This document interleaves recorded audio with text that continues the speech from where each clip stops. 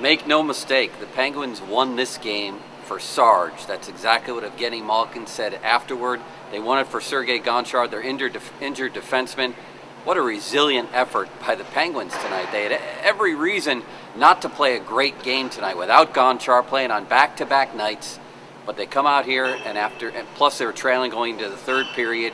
Had a little bit of a rough start to the game, but they stayed at it. And Malkin, to me, was the man. The guy who used to live with Sergei Gonchar. Gonchar has been such an important mentor to him. When the Penguins trailed 2-1 after 2 periods, first shift of the third period, Malkin comes out flying, a beautiful drop pass between his legs, behind him to Fedotenko, who scores again. Then the Capitals come back. The Penguins go ahead. The Capitals come back and tie it on an Ovechkin goal. And then in overtime, Malkin just takes over. He drives hard to the net, draws a penalty. Then he comes flying down the wing in overtime. I'm convinced if the pass had gone through, Crosby would have tipped it in. But instead, the defenseman Tom Poti tips it in. Malkin wins the game for the Penguins.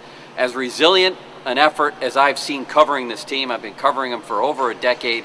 Just an incredible all-around effort by the Penguins.